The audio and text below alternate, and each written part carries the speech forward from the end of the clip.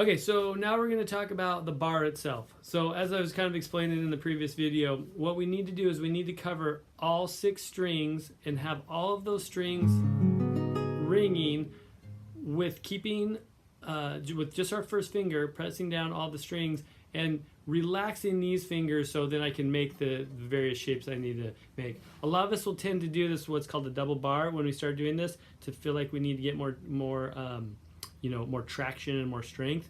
So a couple things with the bar. Let's start this way. We want to keep the finger as straight as possible, like that. Once I bend this, then these strings that are underneath spot won't sound. So for example, if I keep this really straight all the way from this knuckle all the way to here, then I should get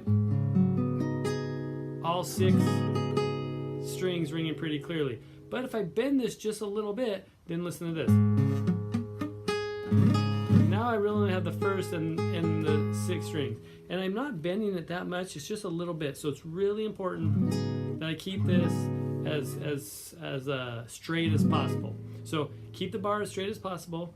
Get the finger as close to the fret as possible. So when I'm playing this bar, you'll notice on my guitar here, you can't even really see the fret because it's right on the back of the fret. I don't want to be back in here.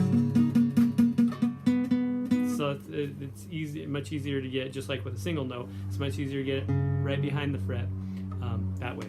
So I want to keep the finger straight as possible, as close to the fret as possible. The other thing, that's this. When most of us, when we start doing this, your hands are going to get really tired, and especially with this muscle right here, you're going to be squeezing as hard as you can and trying to squeeze kind of the thumb into the forefinger. And what we really want to do here as much as possible, and this will take a lot of practice, is we want to relax the elbow and the shoulder and let the weight of the hand and the arm pull the guitar back and actually pull the strings into the neck.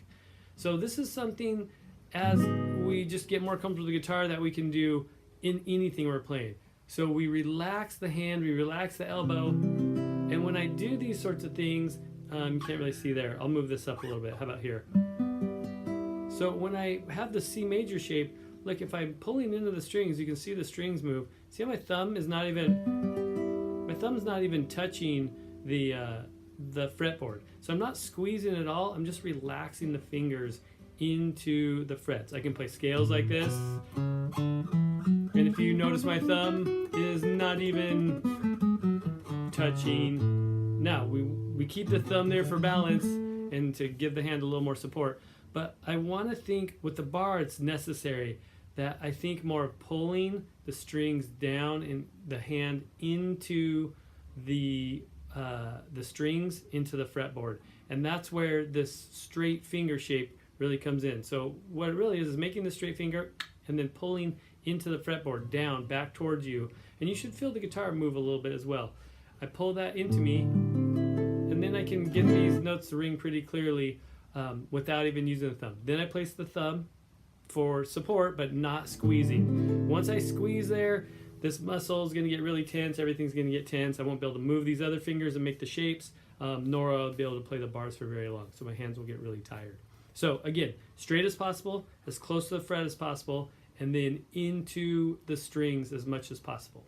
All right.